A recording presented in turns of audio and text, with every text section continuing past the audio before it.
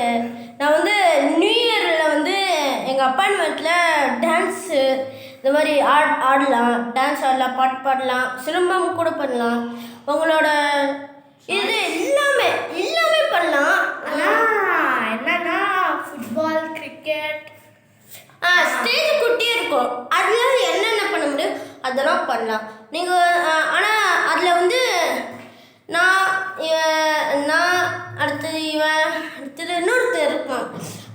அவளை நாங்கள் 3 பேரும் செம்மையாக டான்ஸ் பண்ணோம். அடுத்தது எல்லாருமே 3 பேர் அந்த 3 பேருமா செம்மையாக ஆடுறாங்களே, எங்கே டான்ஸ் கிளாஸ் போகிறாங்களான்னு கேட்டாங்க.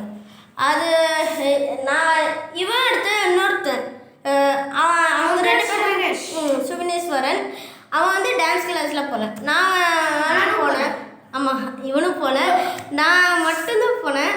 பட் எல்லாருமே சித்தார்த்து ஆக்சுவலி நான் வந்து இங்கே நல்லா டான்ஸ் ஆடுவேன். அது வந்து சித்தார்த்தா அப்போனா இந்த டான்ஸ் கண்டிப்பாக சூப்பராக இருக்கும்னு சொல்லி அவங்க சொன்னாங்க.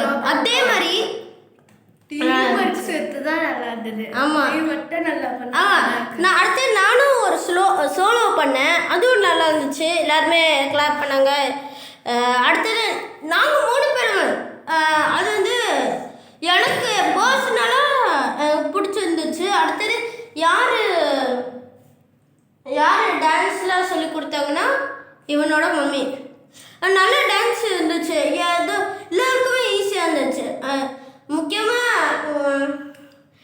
ஆக்சுவலி இவனுக்கு டான்ஸ் வராது, ஆனாலும் இவன் வந்து விடுறதா இல்லை, டான்ஸ் பண்ணி தீருவான்னு சொல்லி அழுது என்ன பண்ண முடியுமோ பண்ணிட்டு அடுத்து சமயம் பண்ண காய்ஸ் என்னோட நல்லா பண்ணான் இவன். அடுத்து இன்னொருத்தனும் இருந்தான், அவனும் நல்லா பண்ணான். மொத்தம் என்ன சொன்னா 3 பேருமே நல்லா டீம் ஒர்க்குனால ஜஸ்ட்டும். அடுத்து ட்ராஃபி, கிஃப்ட்டு அந்த மாதிரிலாம் தந்தாங்க. ஓகே கைஸ் நான் ஒரு காமெடி மட்டும் வைக்கிறேன் கைஸ். ஓகே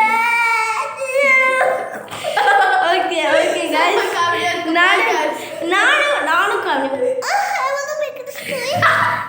ஓகே கைஸ், நமக்குள்ளேயே இருக்கணும். அதாவது உலகத்தில் எல்லாருக்குமே தெரியும். பட் கைஸ் நாங்கள் டான்ஸ் பண்ணுறோன்னு சொல்லியிருந்தோம்ல, இன்னும் ½ ஹவரில் வந்து கைஸ் கண்டிப்பாக பார்க்கணும், சப்ஸ்கிரைப் பண்ணணும் ப்ளீஸ் கைஸ். அடுத்த வீடியோவில் நாங்கள் டான்ஸ் பண்ணிட்டு அடுத்த வீடியோ பண்ணுவோம்.